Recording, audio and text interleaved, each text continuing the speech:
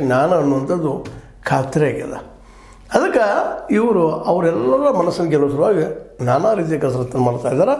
ಆ ದಿಸೆಯಲ್ಲಿ ಯಡಿಯೂರಪ್ಪನವರು ಭಾಳ ಚೆನ್ನಾಗ್ತಾನೆ ತಮ್ಮ ಮಗನ ಅವ್ರ ಜೊತೆಗೆ ಒಂದು ಹೊಂದಾಣಿಕೆ ಮಾಡ್ಕೊಳ್ಳೋಕ್ಕಾಗಿ ಮಧ್ಯಾಹ್ನ ಮಾಡೋದಕ್ಕಾಗಿ ಬಿಡ್ತಾ ಇದ್ದಾರೆ. ಆದರೆ ಹಿರಿಯ ನಾಯಕರಲ್ಲಿ ಸುಲಭವಾಗಿ ಪಟ್ಟು ಬಿಟ್ಟು ಕೊಡ್ತಾ ಇಲ್ಲ ಅನ್ನೋದು ಈಗಾಗಲೇ ಕನ್ಫರ್ಮ್ ಆದಂಥ ವಿಷಯ ಆಗ್ಯದ. ಯಾಕಂದ್ರೆ ಅವ್ರಿಗೂ ಬೇಕಾಗಿದೆ ರೀ, ರಾಜಕೀಯದಲ್ಲಿ ನಮಗೂ ಒಂದಿಷ್ಟು ಸ್ಥಾನಮಾನ ಬೇಕಲ್ಲ ಅನ್ನುವಂಥದ್ದು. ಇವತ್ತು ಯಾರು ಅಧ್ಯಕ್ಷ ಇರ್ತಾರೆ, ನಾಳೇನೋ ಕಾರ್ಯಧರ್ಮ ಸಹಯೋಗದಿಂದ BJP ಮೆಜಾರಿಟಿ ಆಯ್ತಪ್ಪ ಅಂದ್ರೆ ನಾವು ಆಗ್ಬೋದಲ್ಲ CM, ಅದಕ್ಕೆ ನಾವು ಯಾಕೆ ಅಧ್ಯಕ್ಷರಾಗಬಾರ್ದು ಅವರು ಮನಸ್ಸಿನಲ್ಲಿ ಅದ.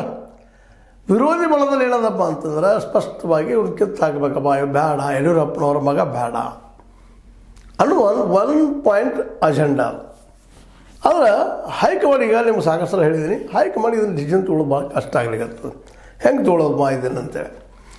ಮತ್ತು ಹೈಕಮಾಂಡಿಗೂ ಬೇಕಾಗಿಲ್ಲ ಯಡಿಯೂರಪ್ಪ ಮತ್ತು ಯಡಿಯೂರಪ್ಪನ ಮಗ. ಆದರೆ ಅನಿವಾರ್ಯ ಅಧಿಕಾರ ಹಿಡಿಬೇಕಾದ್ರೆ ಕರ್ನಾಟಕದಲ್ಲೇ ಯಡಿಯೂರಪ್ಪನವ್ರು ಬೇಕೇ ಬೇಕು. ಇದು ಭಿನ್ನ ಬಣದವ್ರಿಗೆ ಗೊತ್ತು ತಮ್ಮ ಶಕ್ತಿ ಏನು, ತಮ್ಮ ಮಾರ್ಕೆಟ್ ಏನು, ತಾವು ಏನು ಮಾಡಬಲ್ಲಿವಿ ಅನ್ನೋದು ಅವ್ರೆಲ್ಲರಿಗೂ ಗೊತ್ತು. ಹಾಗಾದರೆ ವಿಜೇಂದ್ರ ಕಂಟಿನ್ಯೂ ಮಾಡ್ಕೊಂಡು ಹೋದ್ರೆ ನಾವು ನಾಯಕರಾಗೋದು ಯಾವಾಗ? ನಮ್ಮ ವಯಸ್ಸಿನವರು, ನಮ್ಮ ತಲೆಮಾರಿನವರು ವಿಜೇಂದ್ರವರು, ನಮ್ಮದು ಮುಗಿತನಕ ಅವ್ರು ಇರೋರ ನಂತರ ಮುಖ್ಯಮಂತ್ರಿ ಆದ್ರೆ ಮುಗಿದು ಹೋಗ್ಬಿಡ್ತು.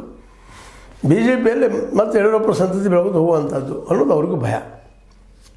ತಟಸ್ಥ ಬಂದವ್ರಿಗೆ ಅವ್ರಿಗೂ ಆಯ್ತು ಆಸೆ ಇಲ್ಲ ಅಂತಲ್ಲ, ಆದರೆ ಯಡಿಯೂರಪ್ಪರವ್ರನ್ನ ಎದುರು ಹಾಕ್ಕೊಂಡು